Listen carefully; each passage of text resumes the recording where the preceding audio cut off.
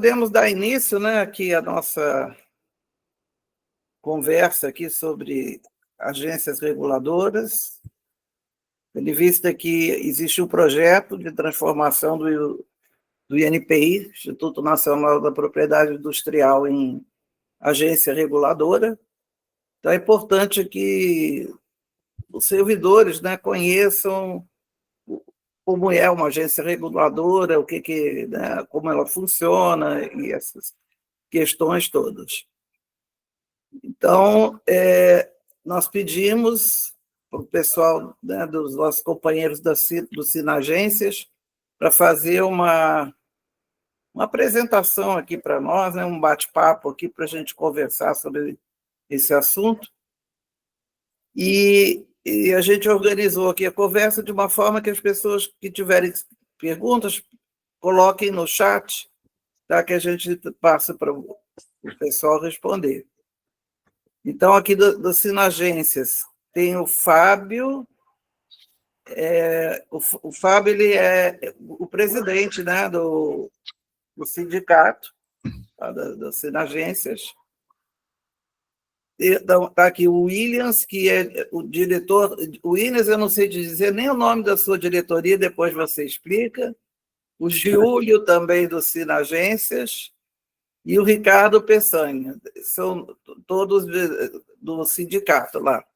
Tem mais alguém de vocês aí? Não, né? São vocês quatro, né? Isso. E aí eu vou pedir para o Fábio fazer uma apresentação do pessoal melhor, que você conhece melhor os cargos deles, né? E a gente vai deixar a bola contigo, Fábio. Estou passando a bola para você. Tá bom? Perfeito, companheiro. Então, boa noite a todos e todas, né? Como já apresentado, eu estou aqui com o Ricardo Peçanha, que é nosso primeiro vice-presidente, né? Servidor da Agência Nacional de Mineração,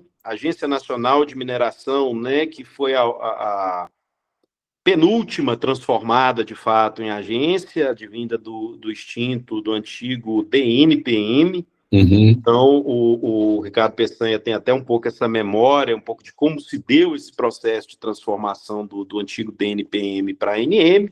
O William, servidor também da Anatel, né, da pasta de organização, formação sindical.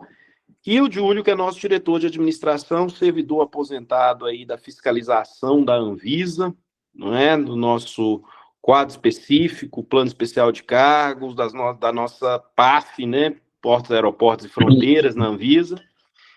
E, bom, companheirada, eu acho que a gente pode conduzir aqui mais na linha de um bate-papo informal. Eu não pretendo aqui que a gente dê aulas de direito administrativo sobre o funcionamento mais amplo das agências, né? Nós temos, de fato, alguns aspectos das agências que diferenciam um pouco das demais autarquias, dos demais órgãos, né? Então, a gente tem dirigentes com mandato, a gente é dirigido por diretorias colegiadas, né? Conselhos diretores, varia o nome um pouco em relação a cada agência, mas que são cargos que são nomeados pelo presidente da República, aprovados pelo Senado, com mandato com não recondução por 5 anos.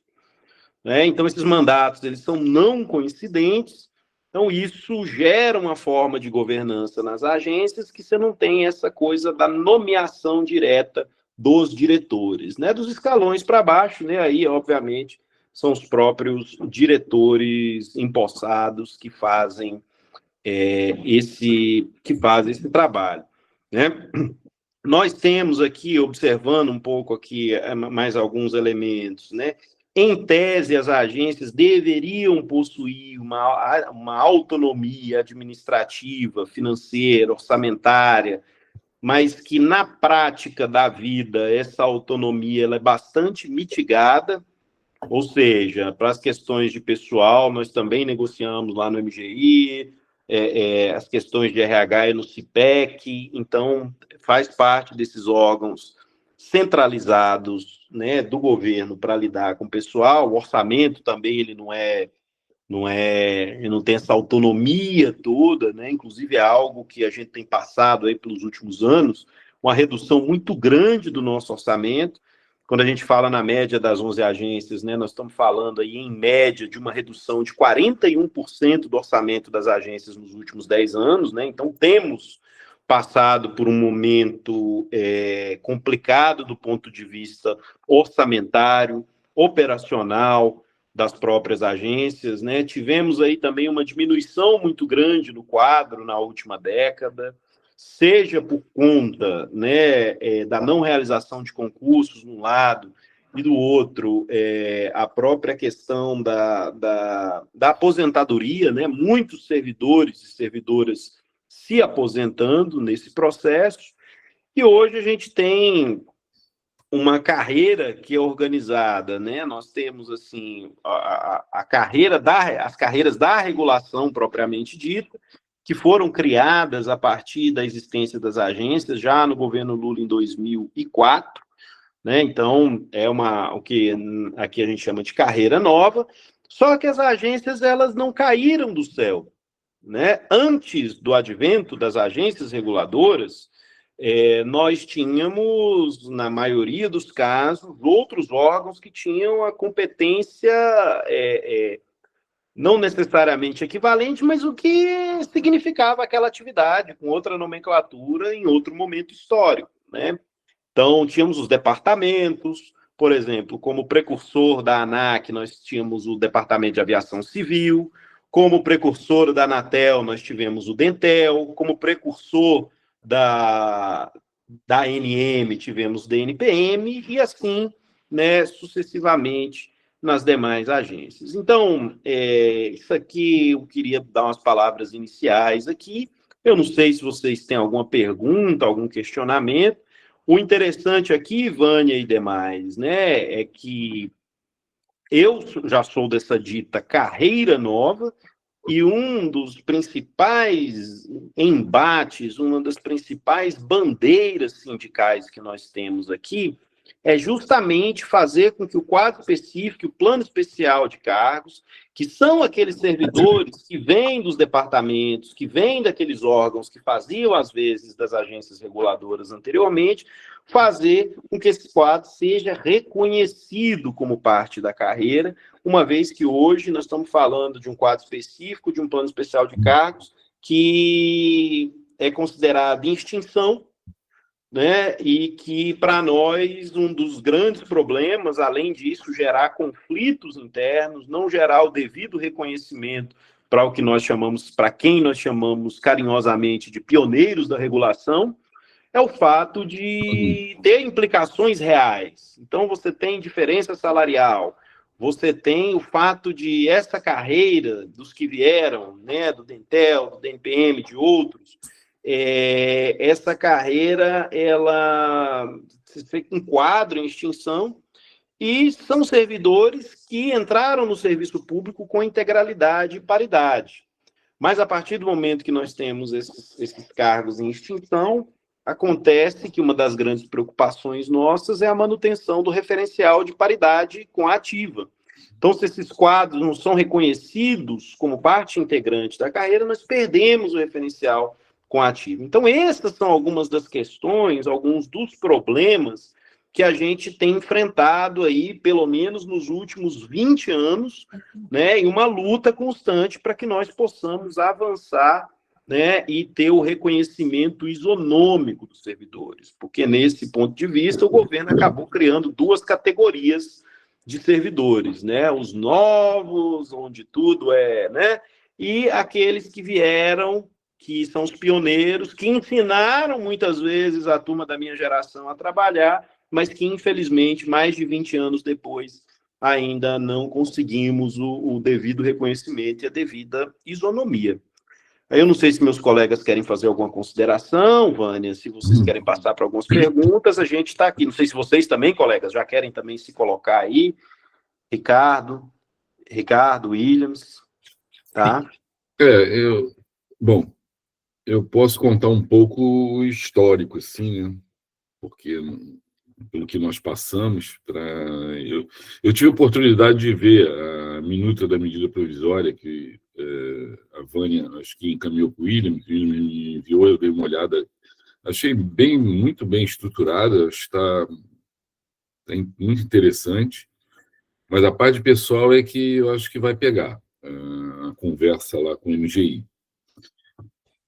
Mas deixa eu esclarecer assim, o caso do DNPM, né? O DNPM, em 2004, nós fizemos uma greve muito forte. Paramos e, como era grande parte do nosso trabalho era manual, então a destinação dos recursos provenientes do CIFEM, o CIFEM é uma cota à parte que as mineradoras passam para o governo, não é um imposto, é uma cota à parte. E quem administra isso era o DNPM. Então, como a gente fazia isso manual, nós conseguimos parar esse repasse, e grande parte desse repasse vão para os municípios. Então, os prefeitos foram em bando para Brasília para tentar resolver a nossa paralisação. Nós paramos durante 40 dias, isso em 2004. Aí, como consequência dessa luta toda que nós fizemos, acabou fazendo-se um acordo com o MGI, o Ministério do Planejamento na época, e a Casa Civil, onde eles criaram a carreira ao espelho das agências reguladoras. E criaram o PEC, que é o Plano Especial de Cargos, que éramos nós que estávamos lá no DNPM. Na época, nós recebemos um aumento bem considerável e a gente acabou parando a greve. Aceitamos aquilo, não tínhamos visto muitas consequências para frente. Isso em 2004. Agora, em 2017, foi criada a ANN. Eles implantaram essa nova tabela ao espelho das agências, porque naquela época, em 2004, já se cogitava em transformar o DNPM em agência reguladora. Mas só foi se concretizar em 2017. Você vê como é que tem a ideia inicial e para efetivar, como demora, né? Então, em 2017, foi transformada em agência. E nós fomos, do mesmo jeito que nós estávamos no DNPM, nós fomos para a agência, sem mudança nenhuma. Isso foi no governo Temer. E o governo Temer colocou que seria com gasto zero.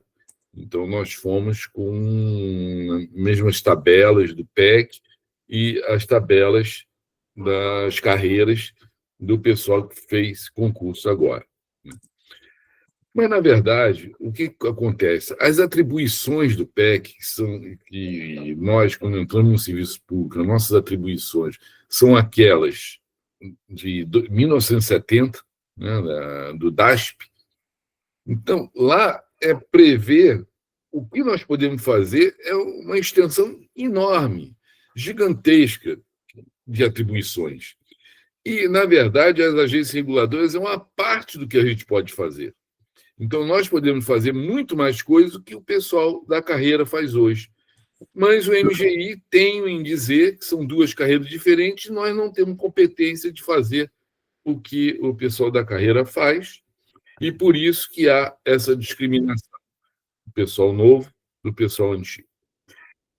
Na verdade, essa diferenciação que eles colocam é tão somente por causa da paridade.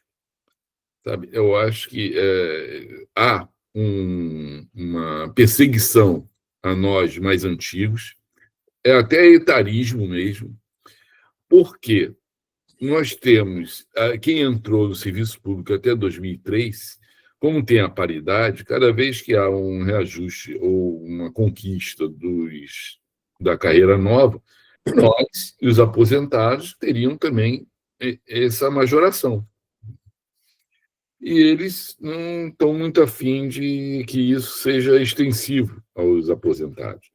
Então, por isso que colocaram nós no PEC, e que é uma carreira de extinção, daqui a pouco todos os PECs vão estar aposentados e a carreira não vai ter mais por quem lutar, quem é que vai lutar por uma melhoria do PEC? Ninguém. Então, nós vamos ficar com uma carreira que vai estar à míngua e não vai ter mais reajustes, apenas os reajustes de ordem geral, que sempre são muito pequenos, né, em relação à inflação e tudo. Então, nossa perspectiva realmente é uma perspectiva não muito boa. Então, com isso, nós estamos fazendo agora um trabalho na base dos Sinagências, agora com a nossa administração. Estamos colocando como prioritário essa luta, né? E eu tenho pesquisado bastante sobre as transformações de carreiras e, principalmente, a aglutinação de carreiras.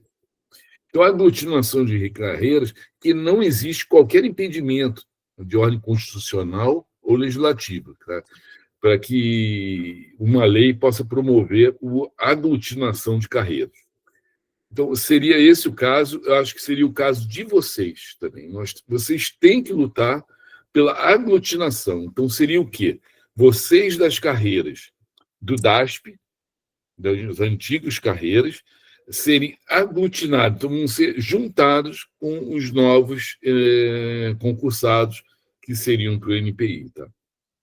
Essa é a melhor solução de fazer uma carreira única, de não deixar os antigos com uma carreira paralela. Então, esse é o meu conselho para vocês na hora de negociar no MGI, que não é fácil. Vocês vão ter que ter uma base parlamentar aí que possa fazer uma pressão muito grande no MGI, porque é difícil. Tá? Se me permite uma observação, tem até em função de algumas perguntas que estão rolando aqui, o que acontece? Nós temos, o Peçanha, ele trouxe um breve resumo aí do que foi a luta do então DNPM, que se tornou a Agência Nacional de Mineração, que foi a penúltima agência, como o Fábio Rosa já colocou, agora, porque é penúltima, porque agora foi criada a ANPD, Agência Nacional de Proteção de Dados. Então, nós temos, ao todo, hoje, 11 agências, das quais apenas a última não está realmente implementada ainda, ela está em fase de criação.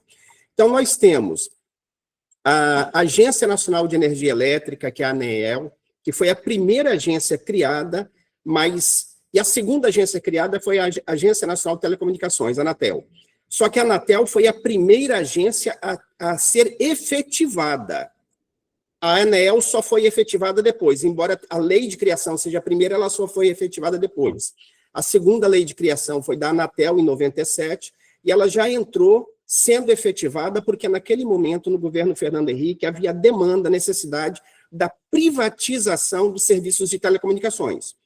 Então, como se queria privatizar esses serviços, precisou de se alterar a Constituição, mudou-se a Constituição, permitiu-se que os serviços de telecomunicações pudessem serem concedidos a entes privados e se criou um órgão regulador para isso. Nós temos depois a ANP, que é a Agência Nacional de Petróleo, nós temos a Anvisa, foi a quarta agência criada, que é o Júlio trabalha lá, que é a da Agência Nacional de Vigilância Sanitária, e o Fábio Rosa também.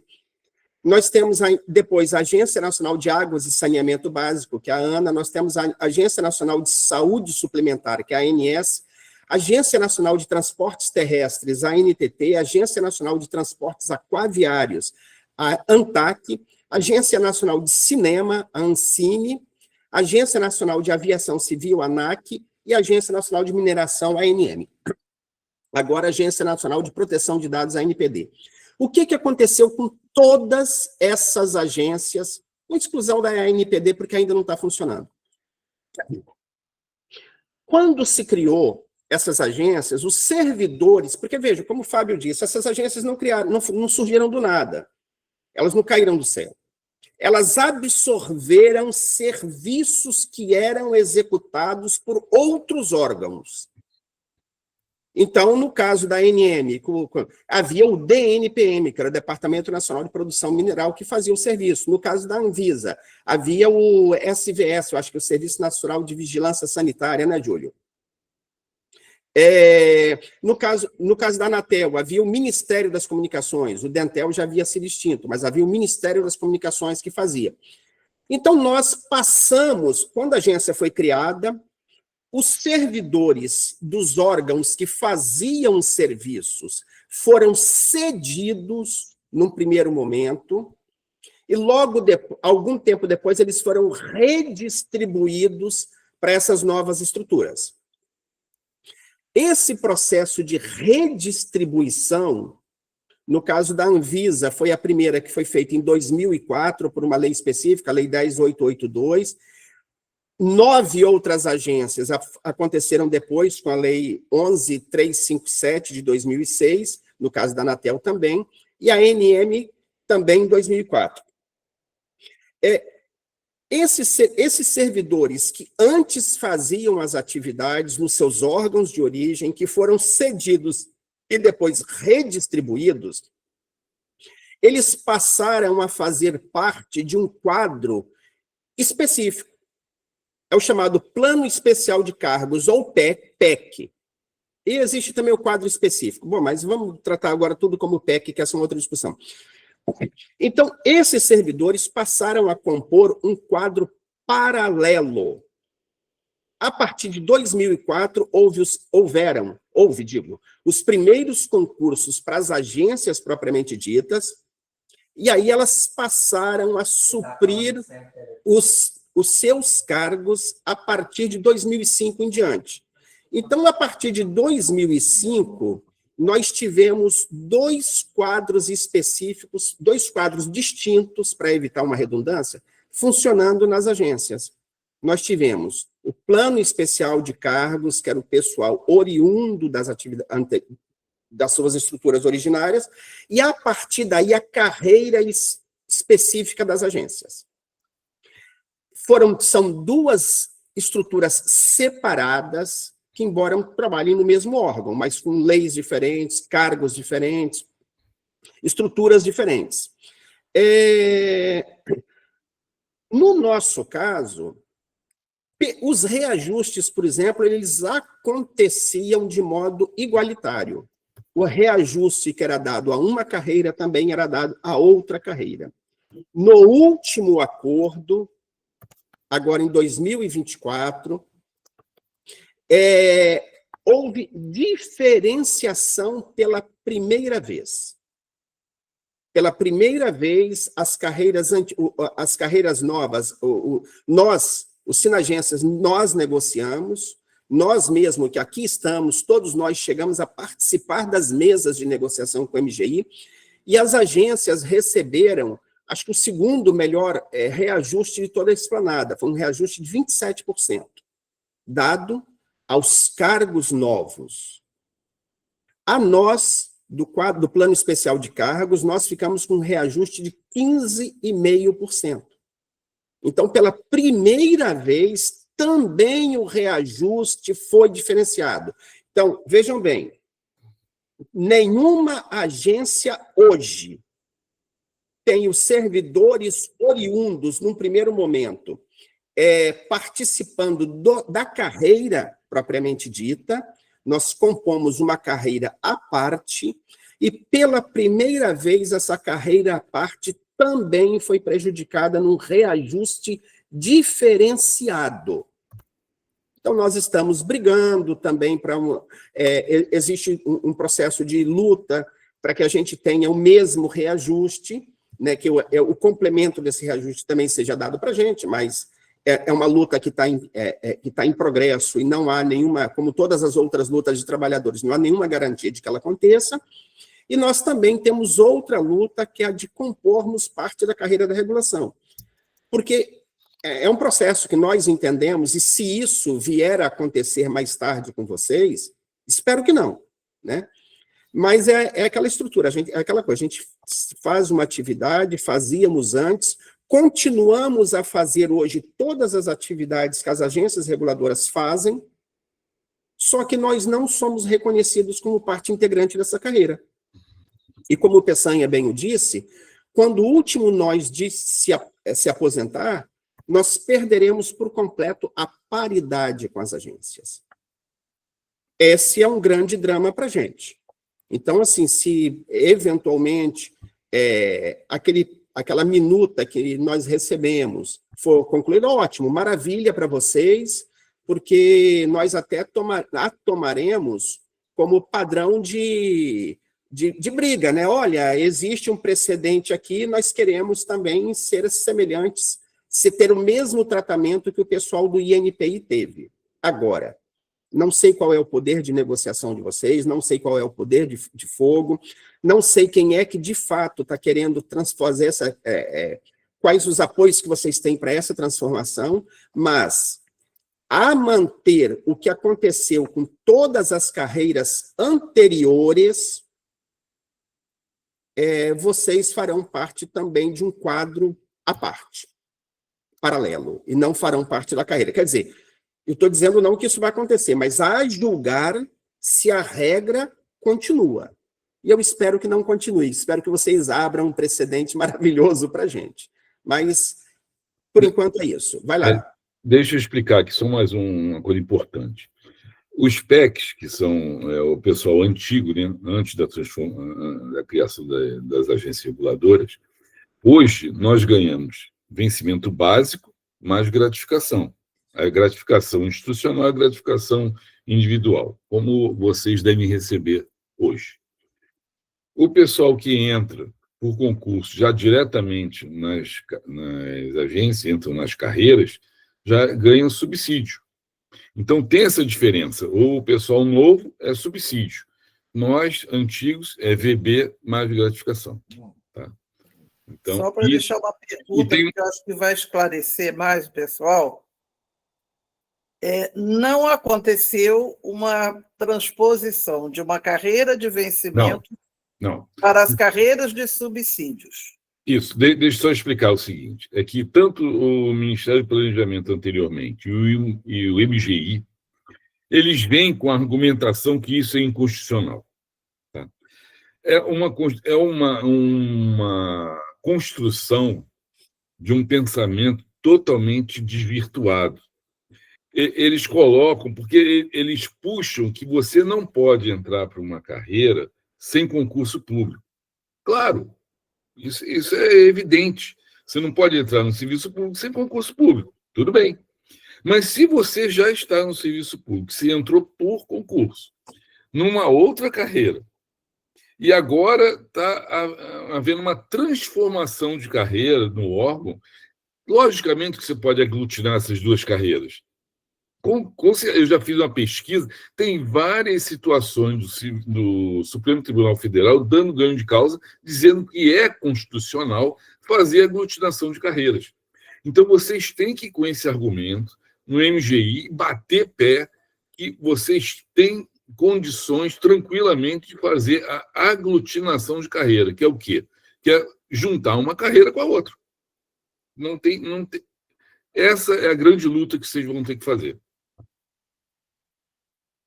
O Júlio pediu ali a palavra. O Júlio fala, abre seu microfone, sim, por favor. Sim, estou aguardando aqui que meus companheiros monopolizaram aí, né? Estava esperando aqui, como um bom italiano aqui, com a mão amarrada aqui. Mas vamos lá, então. Para não falar, né? Então não isso, falando.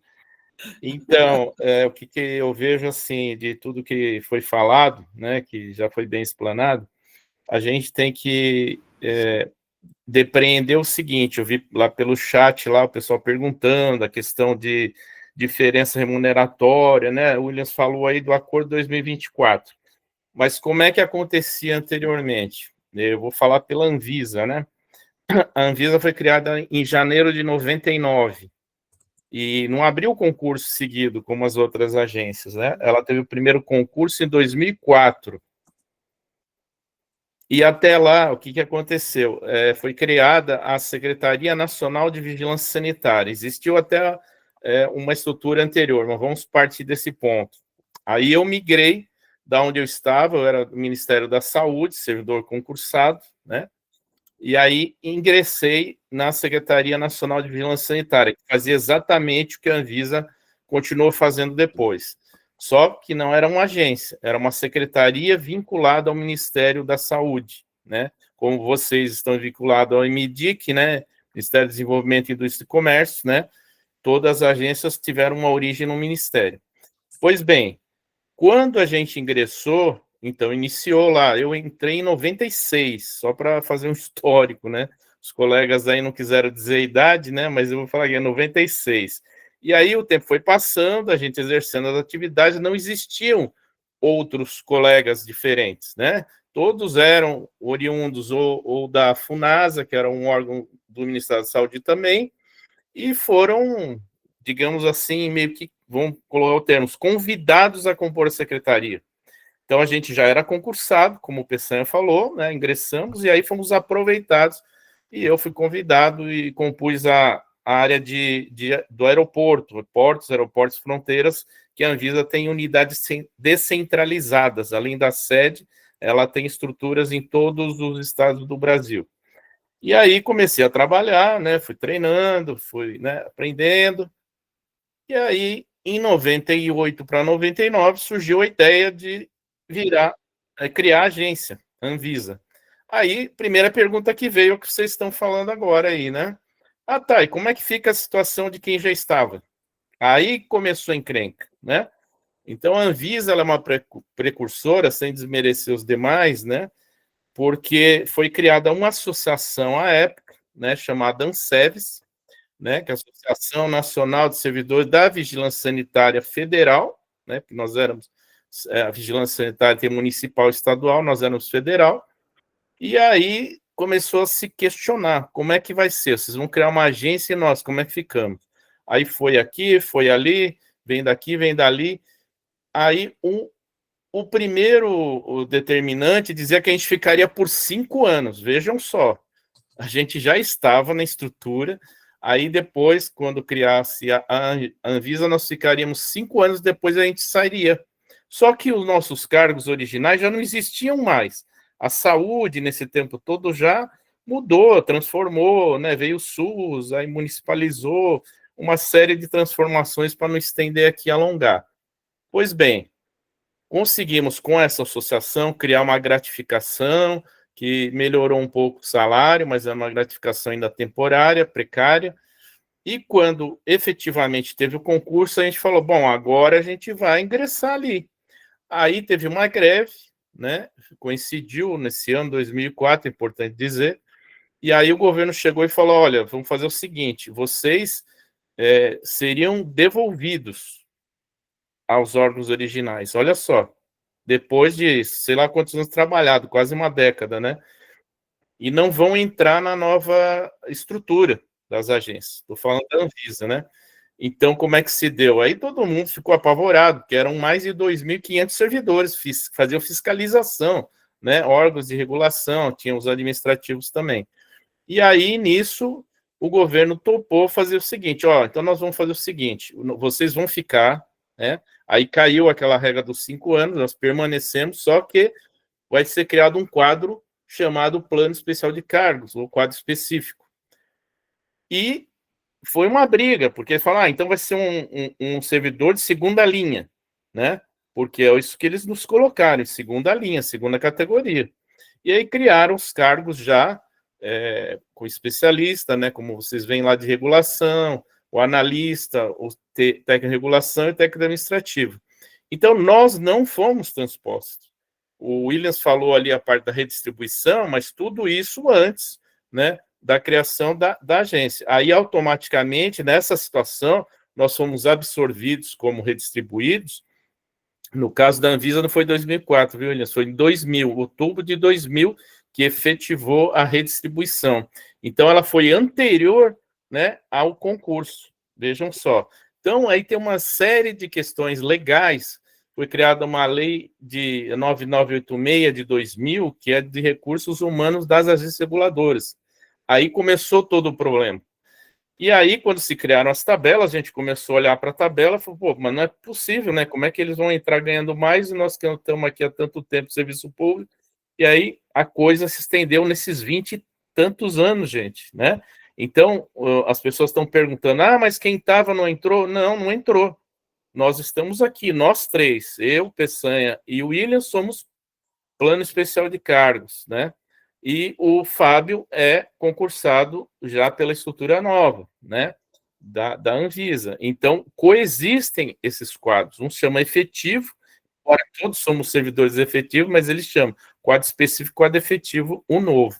Então, isso gera um problema interno de gestão de recursos humanos, e agora para resumir, nós temos cerca de 3.000 e poucos servidores nas 11 agências, né, que são parte desse quadro, Plano Especial de Cargos, sendo que grande parte aposentados e pensionistas, né? Então, muitos já se foram, né? Então, hoje, na ativa, nós temos cerca de 600 servidores. E esse é um problema para nós, né? Enquanto nas carreiras, né, colocando das agências, nós temos aí em torno de 8.500, 9.000 servidores, né? Então, é muito desproporcional. Nós ficamos minoria, né? Porque grande parte nós, pela idade, já aposentou. Então, é esse quadro que a gente tem hoje. E é difícil reverter isso. Apesar da questão legal, nós estamos nessa batalha há 20 anos, né? Acho que vocês devem saber da proposta também, por medida provisória, do Inmetro, né? Transformação em agência, que também não saiu, eles têm um problema semelhante ao de vocês.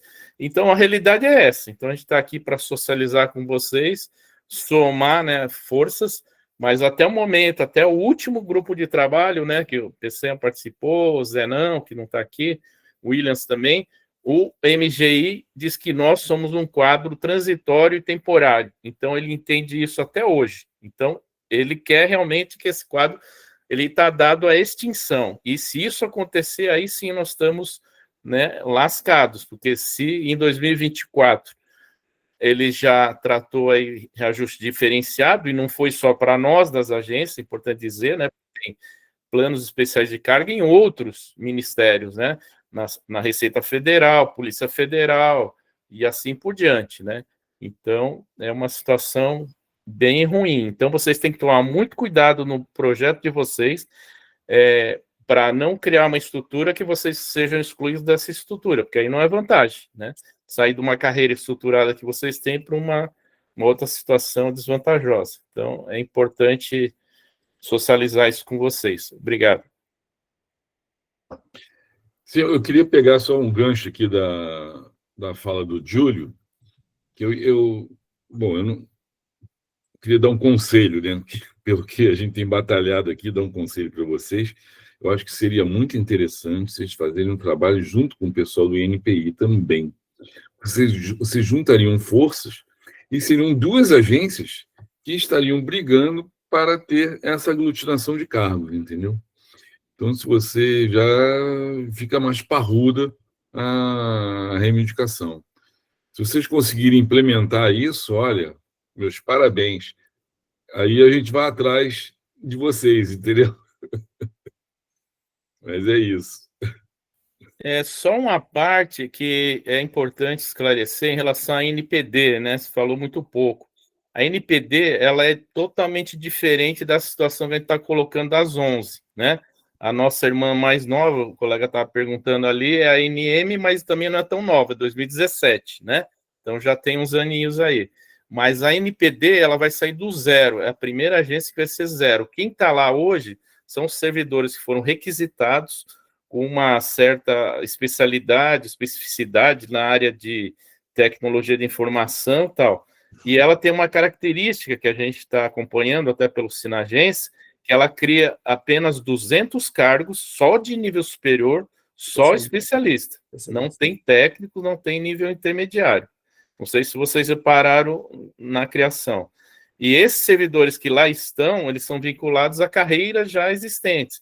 Então, eles não vão permanecer, eles vão voltar à origem, eles podem até ocupar cargos de gestão, alguma coisa assim, né? Eles vão ficar lá como externos, né? Assim como os diretores nomeados e outros, né? Mas ela cria 200 cargos para a agência, só de especialista. E aquilo que se fala de transformação, que até a mídia colocou, quase 800 cargos foram transformados para a criação da NPD. Não tem nada a ver do pessoal que está lá hoje. Eles são só requisitados, né? Totalmente diferente. Esses cargos transformados são cargos que já foram extintos no serviço público e o MGI tem adotado essa prática. Por exemplo, ele pegou lá cargos do INSS que estão extintos, vagos, aí ele dissolve aqueles cargos e transforma em novos cargos. Então, de 800 ele faz uma limonada, vira 200 de nível superior na carreira nova, tá entendendo? Então, não tem paralelo da NPD com as 11 agências já criadas.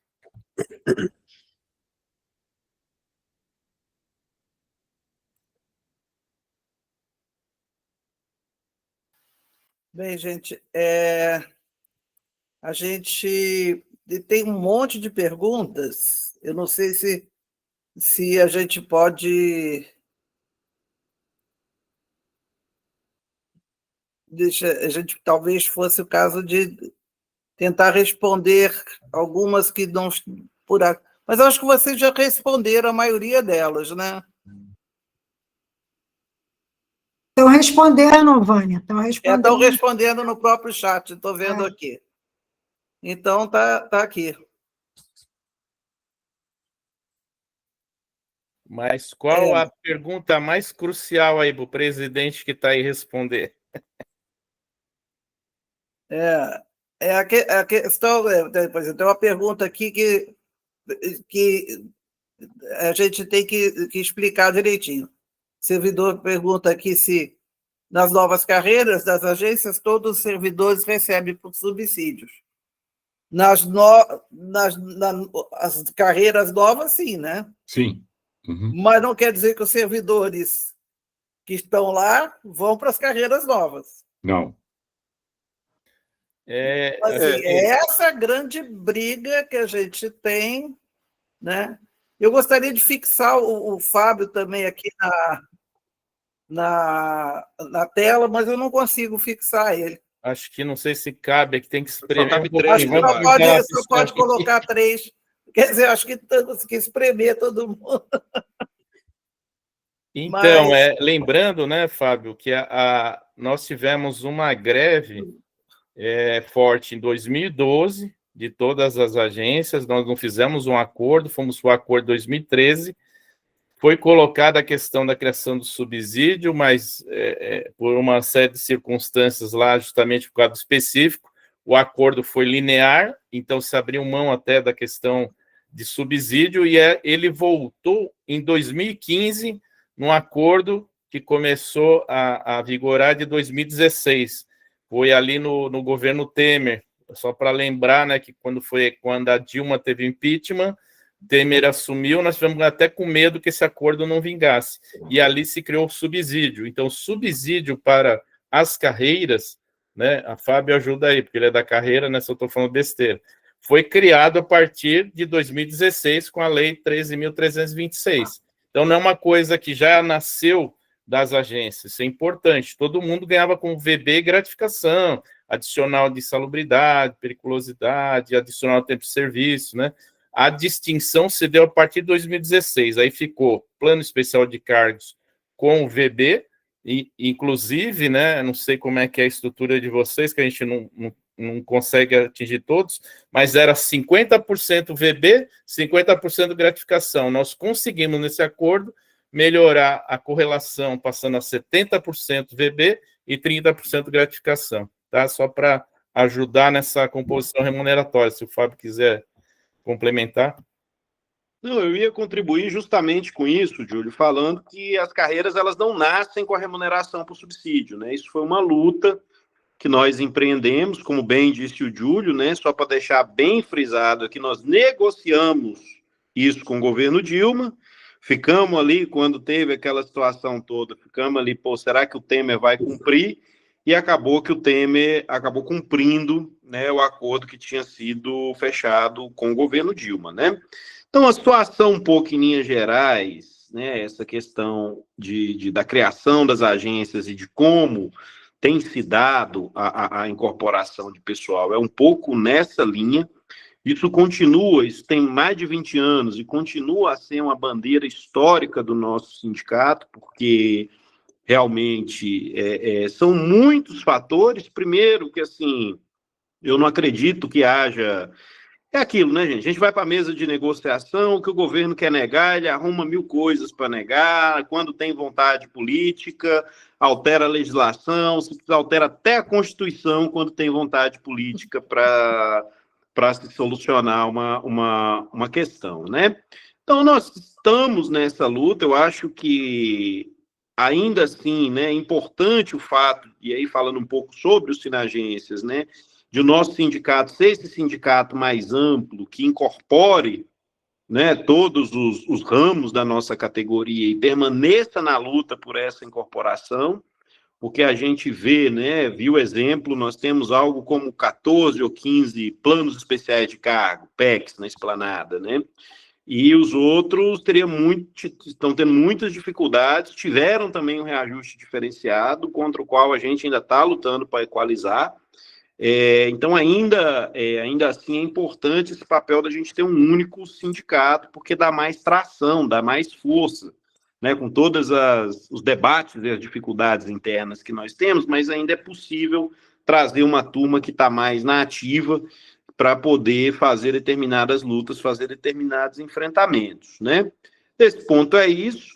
Eu não sei se era exatamente isso que vocês estavam precisando ouvir da gente, né? Que o povo até brinca com a gente do Sinagência, que às vezes a gente fala as coisas assim na lata, às vezes é tido como meio pessimista, mas eu acho que é importante colocar isso do ponto de vista da incorporação dos servidores e do ponto de vista, assim, de que já fomos órgãos mais prestigiados. Na última década, nós tivemos, assim, um certo rebaixamento em termos de importância, orçamento, quantidade de servidores, alterações muito profundas nos processos de trabalho que acabaram por retirar, em alguma medida, a autonomia da nossa fiscalização, né? Então, hoje nós temos processos hipercentralizados, né?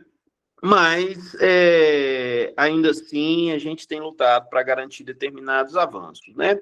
Eu fico aqui à disposição de vocês para qualquer pergunta, qualquer comentário. Estamos aqui às ordens e estamos às ordens aí na luta também, né? A gente corre muito, eu sei que...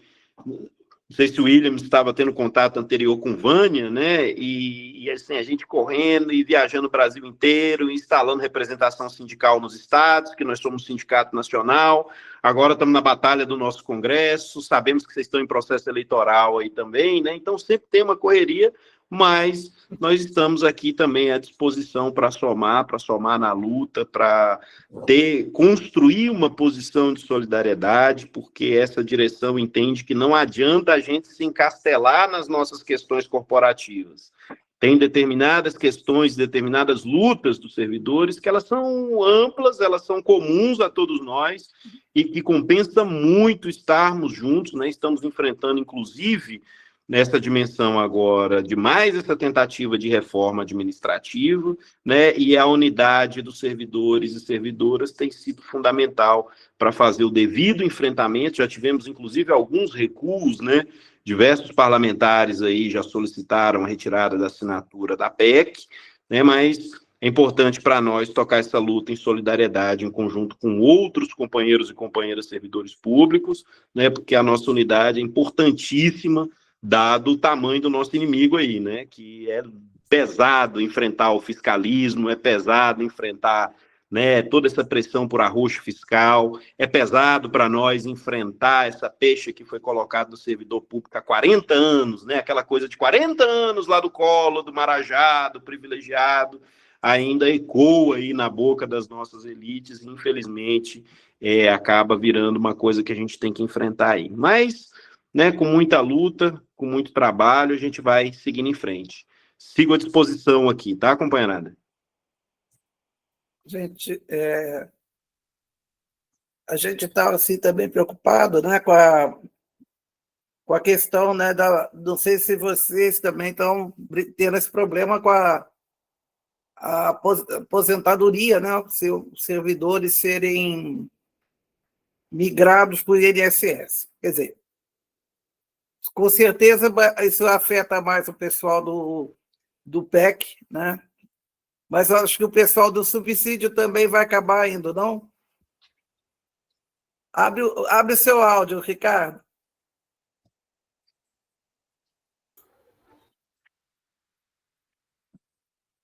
Eu acho que o Ricardo congelou. Travou ali. Aí, ó. Tem que sair e entrar, Ricardo. Eu não vejo. Voltou. Você estava travado, Peçanha? Pode falar, Peçanha. Ninguém ouviu. Ah, tá. Bom, a questão dos PECs, por exemplo, como são regidos pela 8.112, eu acho que não há problema assim, de a gente passar para o INSS, começar a receber pelo INSS de alguma forma. Não. Isso eu acho, esse medo, pelo menos, eu não tenho esse medo. O problema é que nós estamos vinculados,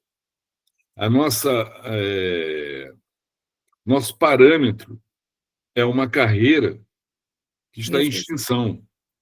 E essa carreira em extinção não vai ter ninguém lutando pela gente mais na frente. Vamos ser só nós. Então, você imagina, não vai ter reajuste mais nenhum. Só vamos ganhar aqueles reajustes que são reajustes para todos, como teve agora no governo Lula, que deu 9% para todo mundo, a gente ia ganhar esses 9% e pronto, acabou. Entendeu? E ainda bem, porque pelo menos no governo Lula ainda dá isso.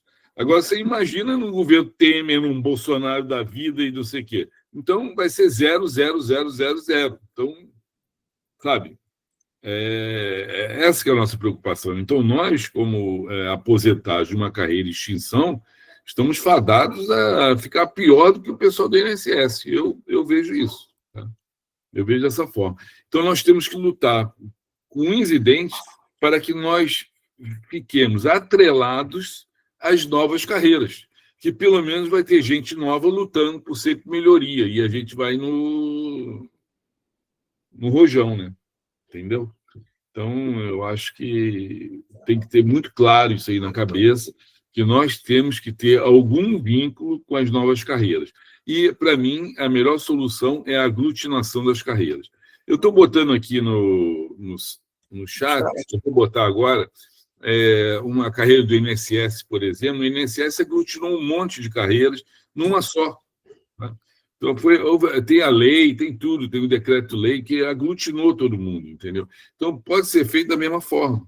Eu acho que não é inconstitucional, é só decisão política. É vontade política. Então, passou já da hora de dizer que não pode, porque é inconstitucional e tal. Não é. Agora, vocês têm que ter realmente uma base de deputados, senadores, que possam fazer uma pressão muito forte no MGI, de alguma forma. É isso. Eu costumo ser mais pessimista do que o Peçanha, né?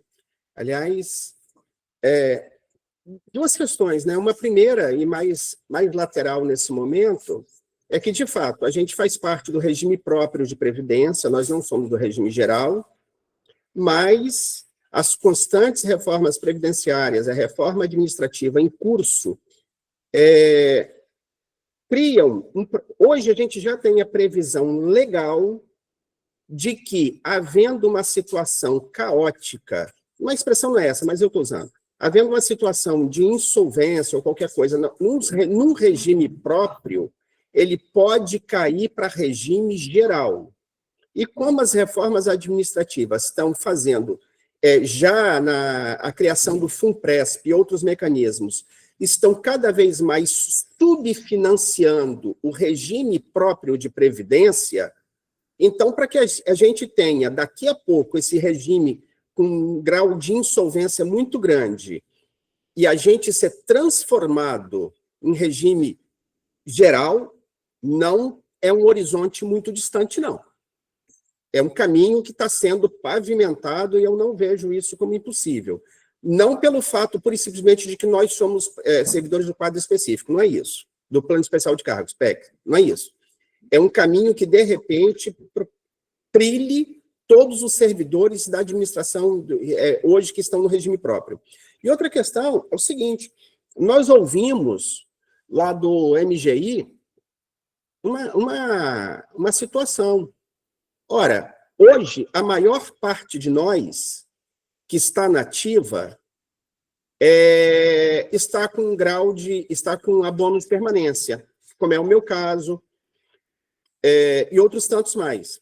Muitos de nós que hoje estão na ativa, entre os 600 que estão na ativa, o dia que o governo equiparar as carreiras, esse pessoal vai todo se aposentar.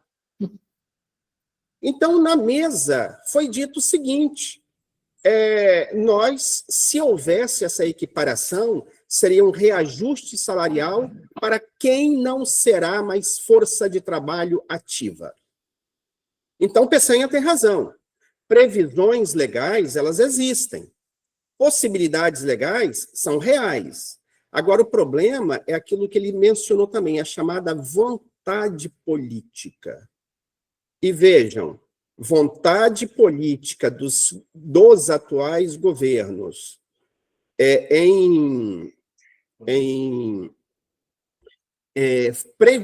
possibilitar reajuste para quem não estará na ativa é muito pouco.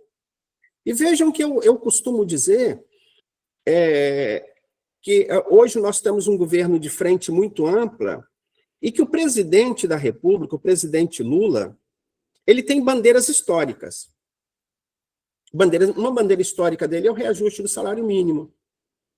Então, o governo, ele teve uma das maiores conquistas que o governo Lula trouxe foi a valorização do salário mínimo e a retirada de milhões de pessoas da linha da pobreza, da linha da miséria, digo. Isso é uma bandeira muito cara ao presidente. No entanto, é imposto de forma externa por uma série de forças econômicas e tal, essa coisa todinha, né, pelo próprio Congresso, que hoje a bandeira de valorização do salário mínimo, que é uma das mais caras ao presidente da República, ela sofreu um contingenciamento. Antes a gente tinha uma política de valorização do salário mínimo, que era a inflação mais a variação da correção do PIB, mais do PIB. Então, se o PIB crescesse 6%, nós teríamos inflação mais 6% do salário mínimo. Ótimo, maravilha. Isso teve uma política de valorização muito grande.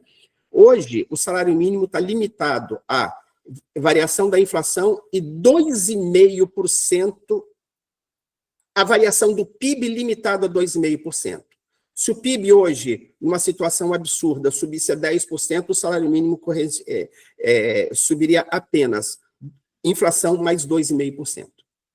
Então, assim, bandeiras históricas do atual governo, quer dizer, bandeiras históricas do presidente Lula, em função de características políticas mais amplas, estão sendo contingenciadas, não porque o presidente assim queira, mas são forças políticas. Então, assim, eu vejo uma dificuldade muito grande para nós conseguir, e nós estamos brigando por essas vitórias, mas, assim, são vitórias difíceis, porque no atual contexto político, nós temos algo muito negativo para a valorização de salário de trabalhadores, de servidores públicos, e principalmente se esses servidores foram aposentados ou tiverem a um passo da aposentadoria, que é o que a maior parte de nós está. Ou já somos aposentados ou estamos a um passo da aposentadoria. Então, é uma luta muito grande, mas, assim, ela vai ser muita luta mesmo, vai ser muito sofrida. E, não, de qualquer maneira, assim, a gente está na briga. A gente está na briga, nós vamos brigar, e se tiver aquela velha expressão do morrer atirando, a gente cai atirando. Mas o outro lado não está fácil, não. O Júlio levantou a mão. Eu queria tentar ajudar ali uma resposta que acho que ficou ali devendo ali no chat, que a gente pode passar para você depois, Vânia, você pode reproduzir para o pessoal que não dá para colocar, que é referente à diferença salarial e tal, né? Até para não expor ali, a gente tem as tabelas, né, das carreiras e do plano especial de cargos, e aí só dizer assim, ela é muito variável, né? Porque, por exemplo, tem aposentados que ganham 50% da gratificação, tem outros que ganham 100 pontos, né? Então, ali a tabela, ela vai colocar na régua de 100 pontos, para quem tem o máximo da gratificação. Aí vocês conseguem visualizar. Aí tem a questão do adicional de tempo de serviço, né? Então, não dá para cravar assim, ó, o nível superior ganha tanto, porque não é igual para todo mundo, né? No plano especial de cargos. Mas é inferior pelo menos aí, ó, de 30% a 40% menos da carreira, entendeu?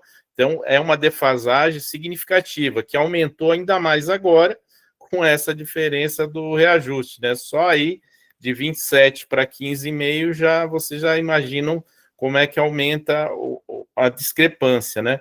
Então, o recado que eu daria para vocês é assim: as agências não foram um projeto de um governo progressista. Lembrando que foi de um governo neoliberal, FHC, que deixou a gente 8 anos sem reajuste, né? Então, logo depois, o Lula ganhou a eleição lá em 2002, né? Então, as coisas começaram a mudar. Até se questionou se manteria o formato das agências, né? Caiu no colo do próprio presidente Lula dar seguimento a isso. Acabou acontecendo. Mas tem que pensar muito bem, né? Eu vi o projeto de medida provisória do Inmetro, né? Que também é nos moldes do projeto de vocês, medida provisória, mas eu lembro a vocês, a Polícia Federal tem a mesma estratégia de medida provisória, a Receita Federal tem a mesma estratégia, nós já tentamos N formas, né? Tivemos já em 2008, o mesmo procedimento, 2008, hein? Vou falar para vocês, a primeira tentativa de criação de uma carreira única, onde englobava o Plano Especial de Cargos. 2008 até agora, só fazer as contas, quantos anos passaram. Tivemos, nesses governos aí, grupos de trabalho tentando, né, quebrar a resistência, até agora não conseguimos. Porque também não adianta nada entrar numa estrutura que a gente vai ficar pior do que a gente está hoje, né? Então, acabou que melhorou a remuneração do que estávamos anteriormente nos nossos vínculos, mas não entramos para as carreiras. Então, não tem, por isso que o Williams falou, abriria um precedente. Não tem precedente hoje, para vocês falarem assim, não, o NPI vai entrar porque tal já conseguiu. Não existe hoje um parâmetro, né? É uma coisa nova, que a gente vem buscando e fazemos coro com vocês. E, obviamente, vocês transformando em agência, por favor, serão nossos filiados ao Sina Agências, né?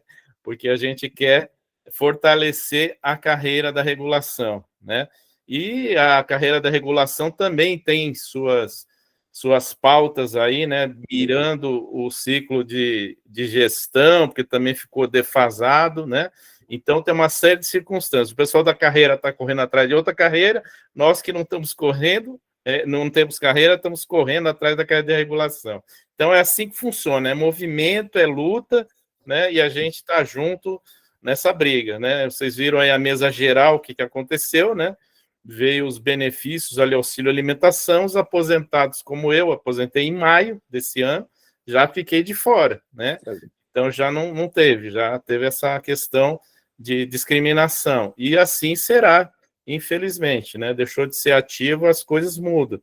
Então, o direito que nós sustentamos é o direito à paridade, porque vai chegar uma hora que a gente não vai poder estar mais, né, na ativa. Então, aí, nós contamos com os outros que fiquem para lutar.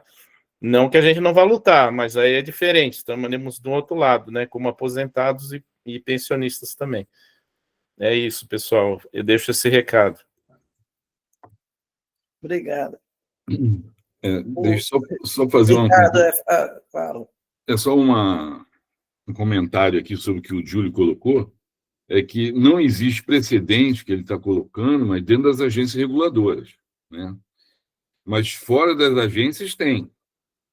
Principalmente a Advocacia Geral da União, né? Pegou um monte de cargos diferentes que não tinham nada a ver um com o outro e montaram todos na Advocacia Geral da União com uma única carreira. Tá? Então, foram aglutinados assistentes jurídicos, advogado da União, tem uns 5 ou 6 aqui, eu teria que dar uma olhada. Todos eles foram aglutinados. Então, tem o exemplo do INSS também. Então, tem vários exemplos no serviço público que foram aglutinados e estão aí até hoje sem problema nenhum. Entendeu? Então, tiveram força política. Então, sabe, a questão é essa. Não temos exemplos dentro das agências reguladoras. Mas é isso. Complicado, né? Se me permite uma observação, até para... o Júlio puxou alguma coisa. As agências são um projeto Isso mesmo. de um governo neoliberal. No momento em que o Estado estava abrindo mão de uma série de funções. A primeira agência implementada, como eu comentei, que foi o Cadanatel, ela foi criada para que o sistema Telebrás fosse privatizado. Então, precisava de ter uma agência. E aí o Dentel, ele se tornou, naquele momento, a menina dos olhos do governo Fernando Henrique. A gente viu ali, naquele momento, uma fiscalização muito deficitária, mas, para todos os efeitos, a Anatel era aquela entidade que regulava e fiscalizava, e era os olhos da sociedade sobre um sistema privatizado para dizer, olha, é perfeitamente possível, viável, que a gente privatize serviços e o governo controle e tal, daquela coisa, né? A iniciativa privada vai ser mais eficiente, mais competente, mais capaz para poder desenvolver esse serviço, e o governo vai tratar daquilo que é a sua base, que é saúde, segurança, educação. Falou os tripé daí. E não foi nada disso que aconteceu.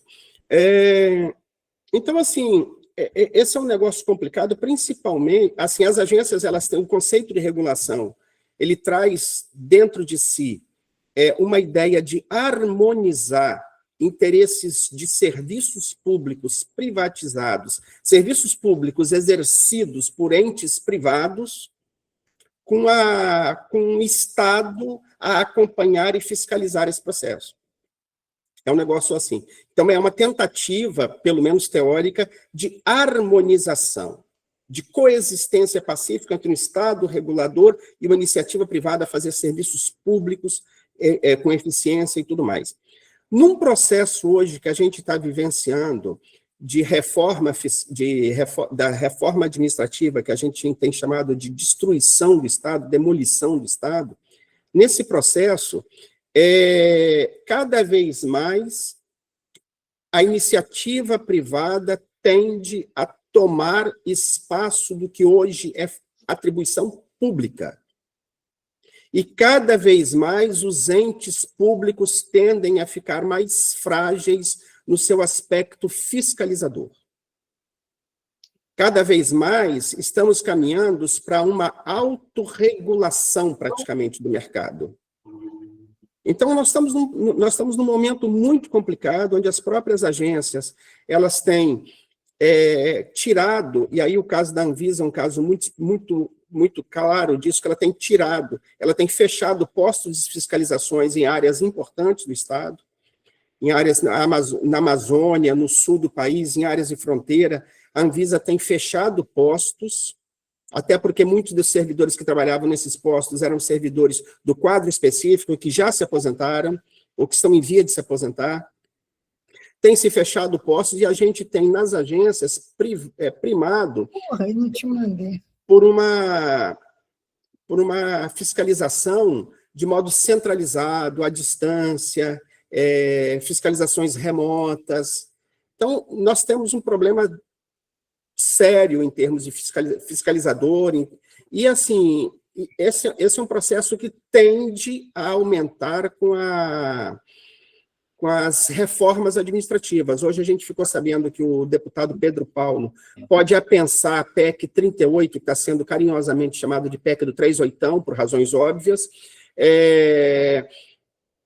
pode apensar essa PEC a uma PEC qualquer já em tramitação, que ele diz que tem umas 30, que ele pode escolher uma dentre elas, e que ela vai passar por uma série de procedimentos, como, por exemplo, não vai passar pela Comissão de Justiça, pela CCJ, Comissão de Constituição e Justiça, e já pode ser colocada em plenário num dia, e pela manhã, e ser votada naquele dia pela madrugada.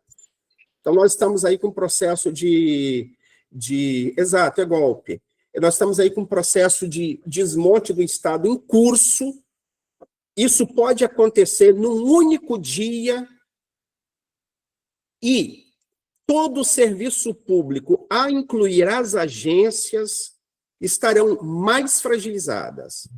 o poder público estará mais fragilizado. Os estados e municípios terão mais competências para poder pegar serviços que hoje são de âmbito federal. E aí imaginem estados e municípios executando, por exemplo, atribuições que são hoje específicas do INPI. Hoje nós teremos aí a possibilidade de termos mais servidores temporários contratados. Então, hoje, nós já não temos mais o regime jurídico único garantido. Hoje, o RJU, embora exista, ele já está relativizado, porque nenhum órgão público hoje está obrigado a contratar pelo RJU. Depois da ADI 2135, já é legal todo e qualquer órgão público, incluindo as agências e o INPI, contratar servidores em regime seletista. Hoje já é possível. Então, se nós já temos hoje nas agências uma carreira, nós já temos hoje um plano especial de cargos compondo duas estruturas diferentes, a gente pode ter daqui a pouco uma terceira, que é o RJU, servidor seletista dentro das agências. E essa PEC, essa PEC 38, ela quer escandalizar a contratação de temporários em regime de 10 anos. Então, veja, nós podemos ter também outro quadro de servidores temporários trabalhando em todas as funções. E uma coisa maravilhosa desse projeto, muito bacana mesmo, né, empolgante, é que antes a gente fazia o concurso e entrava no início de carreira. Agora, o concurso, tanto o concurso quanto os temporários, podem entrar em qualquer ponto da carreira. Então, eles podem entrar já nos cargos de alta gestão, como temporários. Então, nós temos hoje um processo de desmonte do Estado muito grande. Se hoje as agências já estão fragilizadas em muitos aspectos, se hoje nós, como servidores do Plano Especial de Cargos, se já estamos na aposentadoria ou com o pé na aposentadoria, estamos lutando com dificuldade, imaginem esse cenário depois de uma PEC 38 aprovada. Então, isso aqui já fica um pedido, inclusive, para vocês, companheiros, ver como é que está o processo de mobilização dentro do INPI, se entrarem também junto a outros movimentos nos estados onde vocês estão, Rio de Janeiro, pelo menos, não sei se estão todos aí do Rio de Janeiro, mas existem vários movimentos sendo feitos, e assim, vamos nos incorporar a isso, vamos chamar mais pessoas, porque se a situação hoje já está ruim, em vários aspectos, ela tende a ficar muito pior. Então, vamos brigar contra esse negócio aí, vamos mobilizar, e que, senão, nosso futuro, se hoje já é incerto em muitos aspectos, ele será pior ainda, muito mais incerto. É isso. Valeu, William, obrigado. Ricardo. Abre o áudio. Eu só queria fazer um comentário que, para mim, essa parte da administração pública, ela vem de modismos, em ondas. Né? Então, por exemplo, o DNPM ele foi criado em 1934, por Getúlio Vargas. A grande época dos departamentos, eram os grandes departamentos. E aí permeou por vários anos. Então, os departamentos, tinha um Dentel, que era o departamento, tinha um DAC, era um grande... E era o Departamento Nacional de Propriedade Industrial. Então, esses departamentos eram o quê? Eram órgãos da administração direta, ligados diretamente ao Ministério. Né? Não tinha aquelas secretarias todas que tem no Ministério. Quando eu entrei no DNPM em 1984, eu estou com 40 e poucos anos de trabalho. Então, e nessa época eu achava impressionante. Às vezes eu estava em Brasília, na diretoria geral lá do DNPM, o ministro saía lá do ministério e ia lá falar com o diretor-geral do DNPM, entendeu? Então, tinha essa ligação, né? Hoje não, hoje criaram um monte de secretarias lá, Secretaria Executiva, Secretaria disso, Secretaria daquilo do Ministério, ficou cada vez mais distante, e agora inventaram as agências reguladoras. Isso aí foi inventado no FHC pelo Bresser Pereira e a Cláudia Costin, né, que foram dois assim, artífices dessas... Bem conhecidos. Não, e o pior é que fica dando consultoria ainda. Cláudio Costina dá um monte de consultoria aí. Bom, e o que a gente nota é que lá no MGI, por exemplo, o pessoal que a gente conversa lá, o pessoal técnico lá, são crias do Bresser. Ainda estão lá. Hoje, no governo Lula, depois de ter passado por vários governos, o mesmo pessoal com o mesmo pensamento está lá no MGI. Por isso que é difícil, é refratário, eles são muito duros nessa questão, entendeu? Então, vem uma coisa embrionária lá do FHC, que existe no governo até hoje. Então, eu vejo que o Lula, por exemplo, o governo do PT, não ainda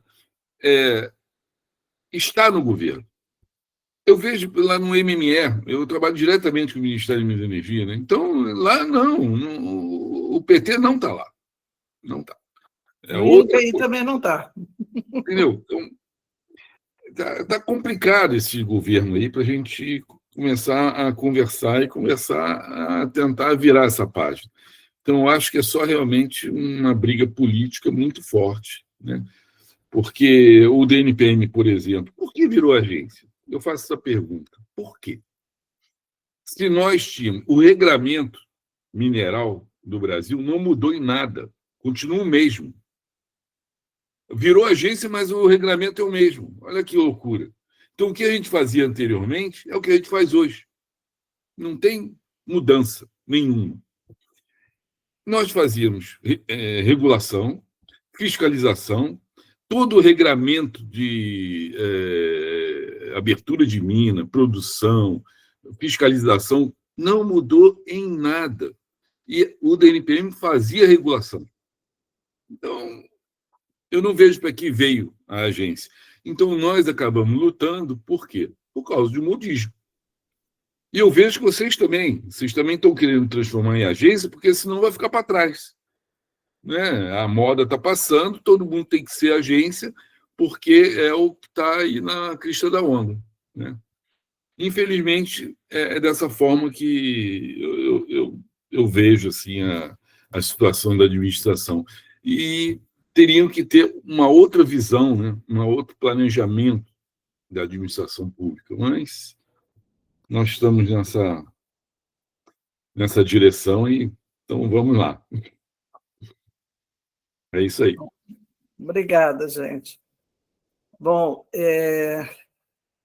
eu não sei a disponibilidade de tempo de vocês, mas eu acho que as pessoas estão bem, né, foram bem respondidas aqui por vocês, eu acho que está bem esclarecida a situação toda, quer dizer, vamos dizer assim, um risco, né?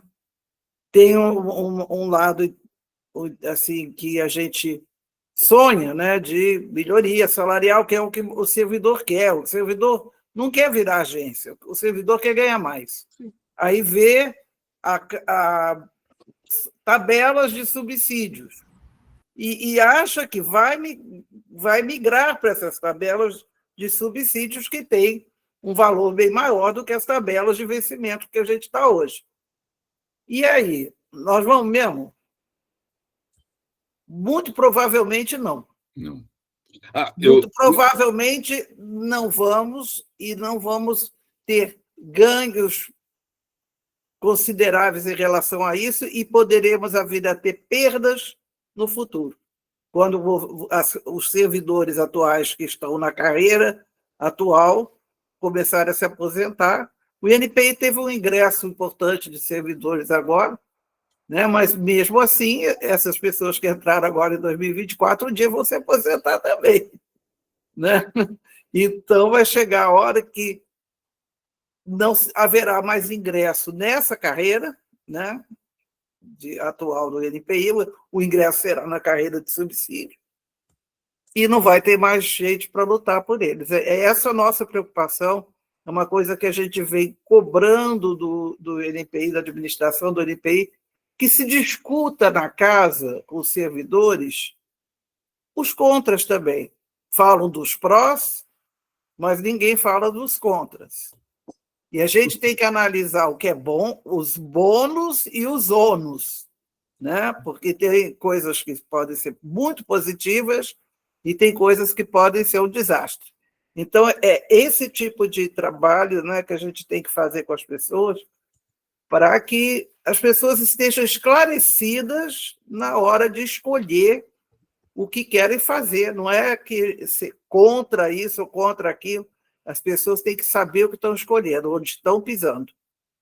Né? É isso. E a gente está muito agradecido a vocês. Nossa, vocês fizeram um trabalho maravilhoso aqui para a gente. Nossa, não tem como agradecer os Sinagências, a boa vontade de vocês. Nossa. Vânia, deixa eu só esclarecer uma coisa. Passando para subsídio, perde todas as gratificações que vocês têm, tá? Se houver essa passagem, tá? Então, aquela gratificação de tempo de serviço que tenha, morre tudo, porque não tem direito a nenhuma gratificação e nenhuma gratificação também de periculosidade, salubridade. Isso aí também não é possível receber isso aí com subsídio. Tá? Pois é, tem esse outro lado. Tem. A diferença salarial seria muito grande, então, assim, é bem provável que compensasse financeiramente, se migrasse para uma carreira de subsídio, o ganho salarial seria maior do que todos esses penduricalhos que a gente tem no salário. Mas o risco é, assim, o risco é praticamente o suicídio, porque não é subsídio, é suicídio, porque nós não vamos pegar o subsídio. E o NPI tem mais uma especificidade, nós temos lá 2 carreiras, tem servidores da carreira de CIT também no NPI, que o NPI originalmente era da carreira de CIT. E com a criação da carreira do plano de cargo do NPI, grande parte dos servidores migrou para o plano e os novos todos entraram no plano do INPI. Então, nós temos 2 carreiras lá dentro. Mas, basicamente, a situação dessas pessoas, eu acho assim, a gente tem que contar com a hipótese de que a situação das carreiras não vai mudar. Pode haver uma vantagem salarial, como algumas agências fizeram, né, de melhorar o salário da carreira, mas aí não sei se CIT não vai atingir, porque CIT é outra carreira. E se melhorasse o salário de CIT do servidor do NPI, ia ter que melhorar o salário do CIT dos servidores de todos os outros órgãos da carreira de CIT, que são vários órgãos aí, uns 20 pelo menos. Então, é essa questão, né? A gente abrir essa discussão na casa, o mais importante era que a gente queria startar a abertura de uma discussão lá dentro. E foi muito legal com vocês aqui. Obrigado. Se vocês têm alguma coisa mais a colocar.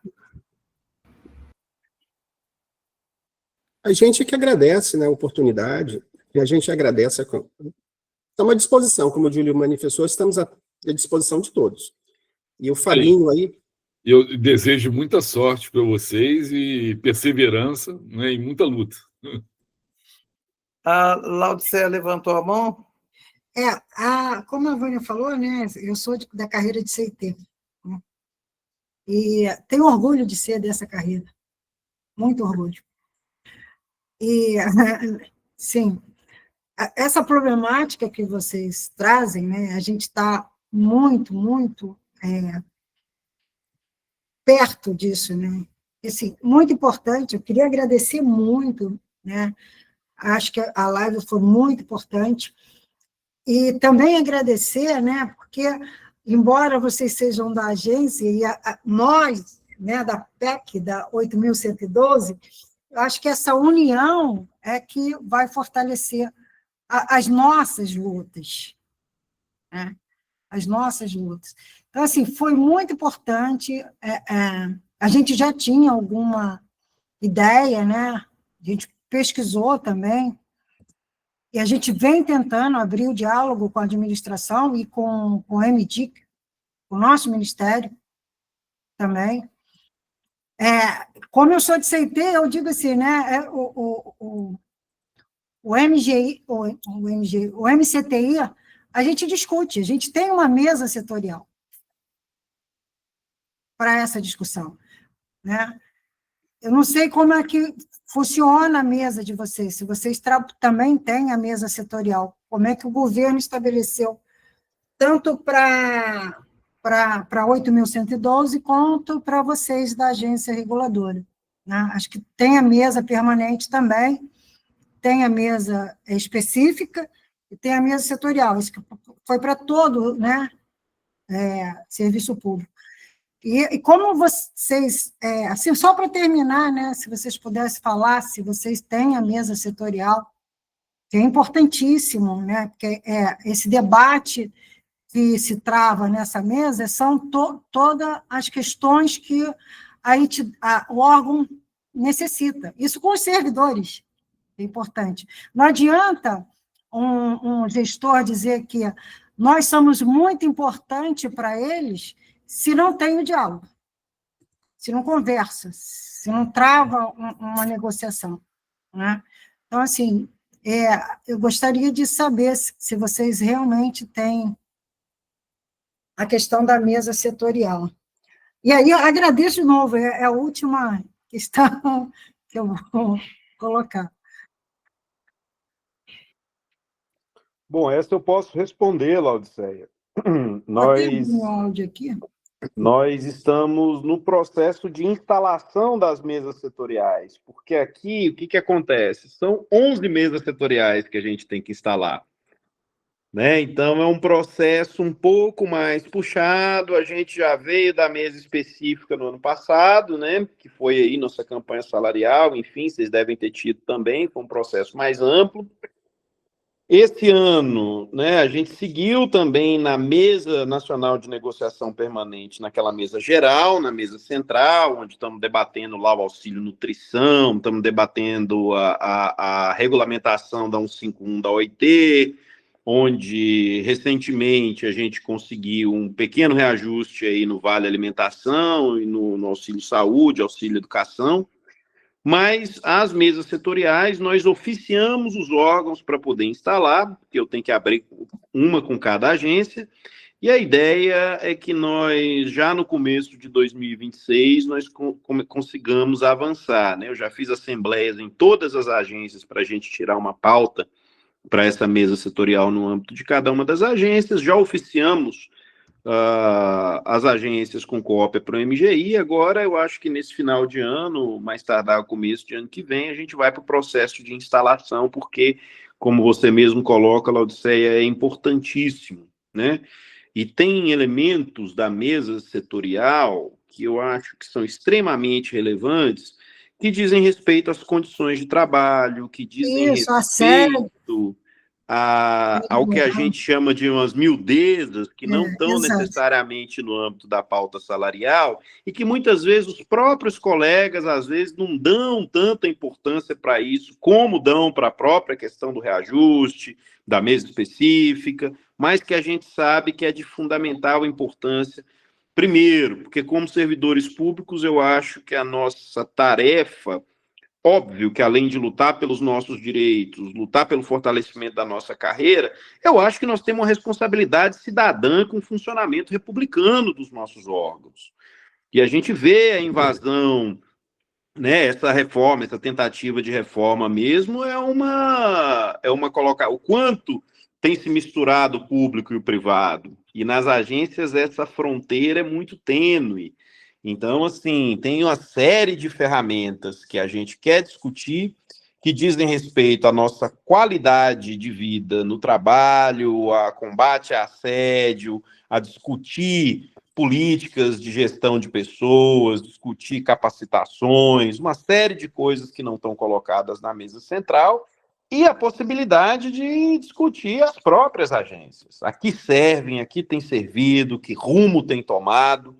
Nos preocupa bastante essa embocadura, né? Aqui ninguém, obviamente, está aqui para criar problema para o setor empresarial, mas um órgão do Estado ele tem que ter mecanismos em que a participação social ela tem que abranger o conjunto da sociedade. Ela não pode ficar restrita aos grupos de interesse. Então, nós estamos no processo de instalação dessas mesas, ainda não iniciamos as mesas de fato, mas está nesse processo aí de instalação, a gente solicitou e em breve espero poder tratar temas assim muito importantes, atinentes ao dia a dia do servidor, na sua agência, no seu órgão, que a gente é de uma turma que entende que o sindicato ele não deve ficar só na pauta salarial, ele deve cuidar da dimensão do trabalho em toda a sua extensão, né, das condições de trabalho e até mesmo dos propósitos desse trabalho. Um colega uma vez falou uma frase que eu nunca mais esqueci, que é o seguinte: nós somos servidores de um órgão e somos usuários dos demais. Né? Então, assim, a gente trabalha para um órgão, mas como cidadão a gente está sujeito a todos os demais órgãos. Então, como servidor, é nosso papel de cidadania, de compromisso cívico, também cuidar, né, do bom funcionamento para que os órgãos que a gente trabalha não sejam capturados, para que eles estejam a serviço do interesse público, para que eles estejam a serviço do desenvolvimento nacional, que é um grande desafio que nós temos, e não se restringam apenas, né, a cuidar de determinadas pautas que estão muito mais ligadas aos setores econômicos que são regulados por nós do que propriamente no interesse geral da população. Tá bom? E aqui já aproveito também para agradecer o convite, para me colocar à disposição. Eu acho que aqui, né, Vânia, a gente está abrindo, de fato, um diálogo, acho que podemos ter outras conversas, outras reuniões, temos interesse em ser uma entidade também parceira, porque a nossa luta conjunta e coletiva deve ser fortalecida, e já me deixo aqui à disposição desde já. Obrigado por essa noite, por essa conversa qualificada, e ficamos aqui às ordens. Obrigada. Obrigada mesmo, pessoal. Gente, nós temos aqui da FIP, né, que temos que agradecer a colaboração de vocês. Foi assim uma troca maravilhosa, vocês passaram muitas informações importantes para nós e a gente só tem a agradecer a vocês. Muito obrigado a todos aí, Fábio, o Williams, que teve muita paciência de me ouvir aí esse tempo todo, o Ricardo, o Júlio, tá, gente? Muito obrigado a vocês. Ô, Vânia, vai gravar no YouTube, né? A gente... eu estou gravando, a reunião está sendo gravada, depois a gente vai tirar aquele iniciozinho que tinha o nosso bate-papo informal. Né? E aí a gente tem a permissão de divulgar depois? A gente pode colocar no YouTube? Sim.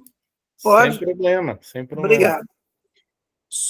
Eu é que peço desculpa, Vânia, porque você que teve muita paciência, porque no final das contas eu terminei te enrolando um tempão, né? Você sempre provocando para a gente já ter feito isso e eu sempre... Mas a gente se enrola de ambos os lados, cara. A gente trabalha apagando incêndio, né? Como eu digo. Sindicalista trabalha apagando incêndio. Aí você vê onde o fogo está mais alto, bom, a gente corre para lá e tenta apagar aquele antes que espalhe mais. Não tem tempo para nada. Mas então, tá isso mesmo. Mas valeu, gente. Muito obrigado aí. Boa noite a todas. Uma boa noite aí. Obrigada, gente. Boa noite. Estamos à disposição aí. Valeu.